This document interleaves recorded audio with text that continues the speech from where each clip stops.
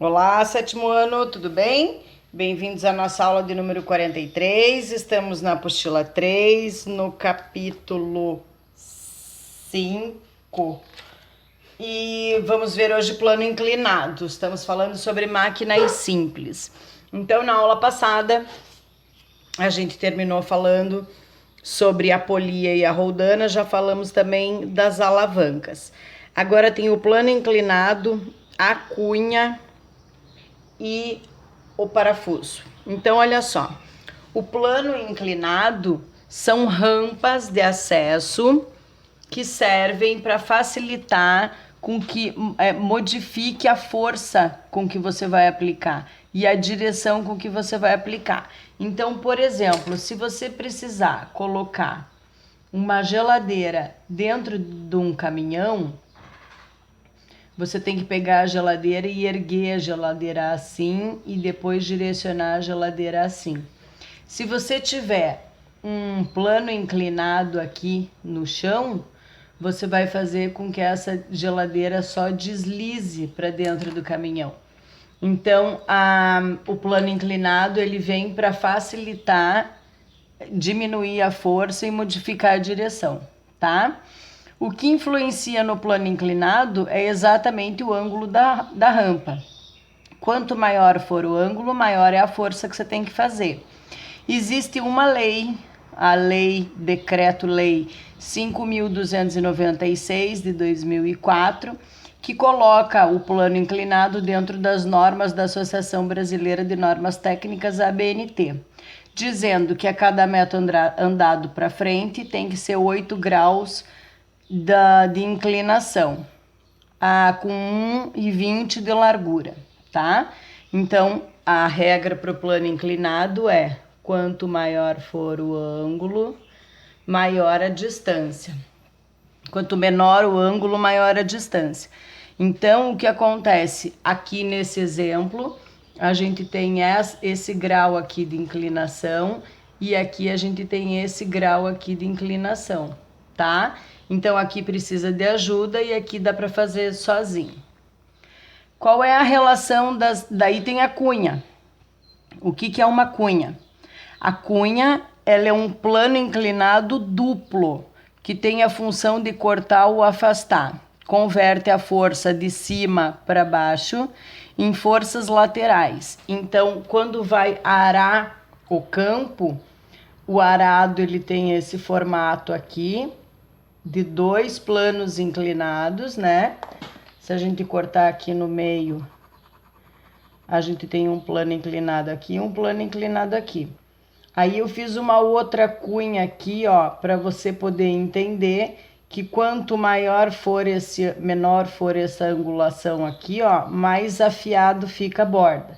Você empurra o arado aqui para baixo e o arado vai abrir a terra para a lateral. Vai fazer esse sulco aqui que serve para plantar a semente. E a terra vai ser movida para a lateral. Então, ela tem a função de cortar, afastar e converte a força de cima para baixo em força lateral. Quanto mais estreita, o laranjado aqui que eu fiz, mais afiada e menos força você faz, tá? Aonde a gente encontra a cunha? Na faca, no machado, no alicate de cutícula, tá? Aí, agora sim, o que as rampas e os parafusos têm em relação?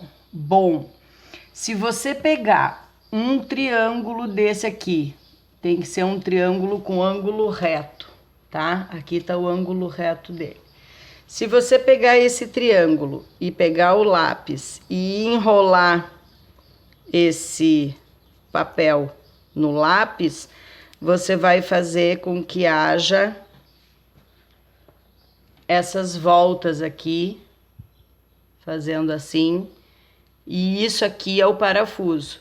Quem descobriu isso? O lindo Arquimedes. Você cria uma rosca, né?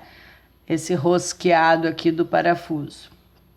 E daí você, como ele tem aqui na ponta cunha, você consegue parafusar em superfícies moles sem a necessidade de furar. Essa aqui a gente iria fazer a prática em sala, todo mundo iria fazer. Quem descobriu o parafuso, então, foi Arquimedes, né? Ele criou esse parafuso sem fim, que era uma rosca que ficava dentro da água, para poder fazer irrigação dos jardins suspensos da Babilônia. A rosca ficava aqui embaixo da água, e alguém aqui no topo girava a manivela. Essa rosca enchia de água e transpunha de um nível baixo para um nível mais elevado, tá? Depois dessa invenção maravilhosa de Arquimedes, a próxima maravilhosa foi a roda, né? Então, o que é roda? Roda é um dispositivo que gira em torno do próprio eixo. A primeira roda que se tem registro histórico era um rolo, um tronco de árvore. Este rolo deve ter sido aperfeiçoado e transformado em disco. E daí o disco virou a roda, tá? O que acontece com a roda? Tem uma fórmula aqui, ó, que tem que aprender para fazer exercício, porque cai no Enem, cai no vestibular, e eu não sei se vocês vão ver esse conteúdo de novo para frente. Então, a professora tem que ensinar.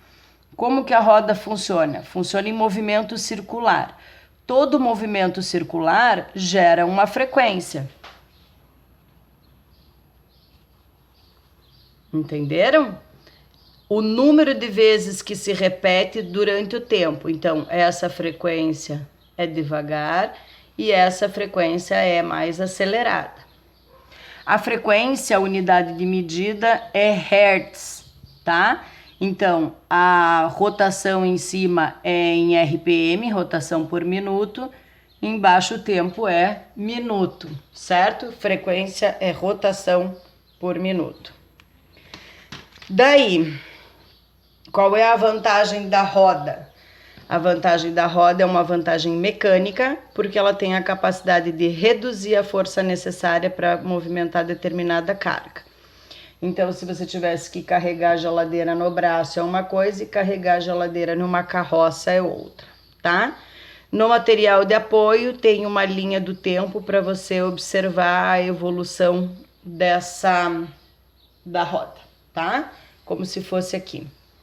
Aí resolve para mim os exercícios da página 21, 22 e na próxima aula, deixa eu ver se é isso mesmo, produção? Não. Vamos continuar nas engrenagens. Temos que acelerar o nosso passo porque estamos no final do ano. O que são engrenagens? Engrenagens são as rodas que possuem esses dentes por fora, tá? Ela está relacionada a movimento. Ela pode se movimentar ligada a outras engrenagens ou ligada a correntes, tá bom? A velocidade da engrenagem é uma velocidade angular, ou seja, ela pode aumentar e diminuir a rotação, tá? Sempre transmitindo movimento. A velocidade angular é a aceleração centrípeta, é a velocidade com que é feito o movimento circular, como, por exemplo, de centrifugar a roupa na máquina de lavar roupa. Se a gente tem um objeto que tem 800 rotações por minuto e quer reduzir essa rotação divididos por 4, a quarta parte, você tem que ter 4 vezes o raio da outra roda, tá? Então, a engrenagem maior é um valor e a engrenagem menor é 4 vezes este valor, para poder reduzir a 1/4. Ele quer fazer de 1 passar para 4. Então, você vai dividir por 1/4, certo? Resolve para mim esses exercícios. Lembrando que aqui tem mais uma fórmula que eu pus para vocês, ó. Com correntes acopladas, a força de uma corrente vezes o raio desta corrente é igual à força da outra engrenagem vezes o raio da outra engrenagem. e quando elas estão sem correntes, elas estão acopladas entre elas, é o raio da menor vezes a rotação da menor, que é igual ao raio da maior ao número de dentes, tá? Para poder resolver a fórmula, tá aqui, que é o número de dentes, o número de rotação que ela dá, certo? Resolve para mim os exercícios da página 23, resolve os exercícios da página 24, resolve os exercícios da página 25 e daí na quarta-feira, dia 18, eu libero a prova, tá bom? Um beijo, fiquem com Deus e até a próxima.